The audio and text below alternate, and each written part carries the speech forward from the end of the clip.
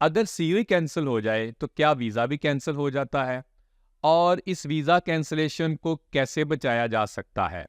इस सवाल के जवाब को समझिए, ये थोड़ा सा टेक्निकल है। देखिए, आपकी अगर सीओई कैंसिल हो गई और आप ऑस्ट्रेलिया में हैं या ऑस्ट्रेलिया से बाहर हैं, आपके वीज़ा के साथ एक कंडीशन जुड़ी हुई है।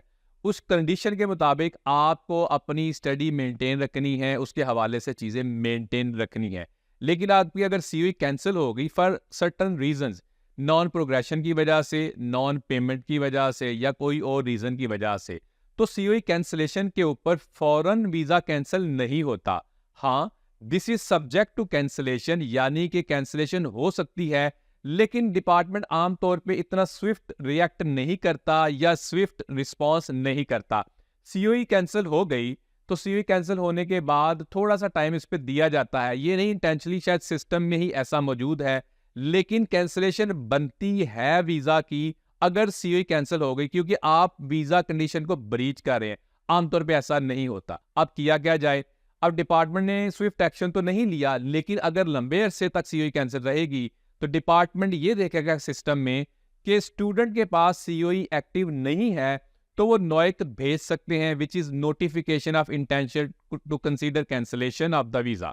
अब इस कैंसिलेशन से कैसे बचा जाए? तो भाई, सीओई को आपने मेंटेन रखना है।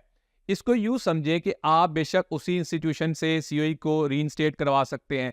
आमतौर पे ऐसे भी होता है कि आपकी सीओई नॉन पेमेंट की वजह से कैंसिल हुई, तो आप अपने प्रोवाइडर के पास जाते हैं, वो आपकी पेमेंट को लेके जो भी XYZ आपकी अमाउंट रहती है वो रीइंस्टेट कर सकते हैं।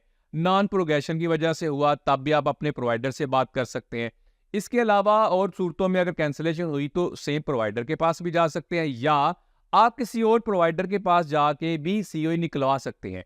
मतलब ये कि आपका जो वीजा कैंसिलेशन सब्जेक्ट हो गया, यानी कि कैंसिलेशन उसकी हो सकती है, उसको बचाने का एक ही भाई हल है कि आपने सीओई जो है वो सेम लेवल की लेनी है जिस लेवल का आपका वीजा है।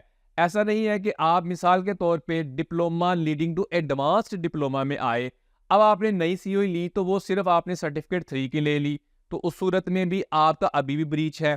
या आपने सर्टिफिकेट 4 की ले ली, अभी भी ब्रीच है। आपने सिर्फ डिप्लोमा की ले ली, अभी भी ब्रीच है। आपने सर्टिफिकेट 3, सर्टिफिकेट 4 और डिप्लोमा की भी सीओई ले ली, तब भी ब्रीच है। आपने एडवांस डिप्लोमा के साथ लाजमी सीओई लेनी है, यानी आपका लेवल जो था उसको मेंटेन करने के लिए लेवल 6 है एडवांस डिप्लोमा का। आप बेशक सही पढ़ भी रहे हैं तो आपकी सीओई कैंसिल अगर हो गई और लेवल मेंटेन नहीं है, अब आपने ले ली सीओई अपनी एक्टिव उसी लेवल की, तो ऑल गुड।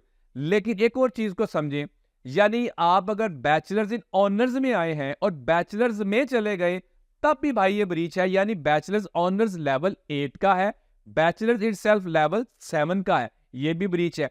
तो ये छोटी छोटी चीजों का आपने ख्याल रखना है। डिपार्टमेंट इस टाइम पे बहुत प्रोएक्टिवली चीजों को देख रहा है और स्पेशली स्टूडेंट्स के ऊपर ये ऑब्जर्व कर रहे हैं, वॉच कर रहे हैं, असेस कर रहे हैं। तो आपने इनसे बचना है। इन्होंने इसी इरादे से बैठे हुए हैं कि आप गलती करें और ये आपके पीछे आए या किसी ना किसी तरीके से आपको वार्न करें, कुछ भी करें। Follow for more. Thank you.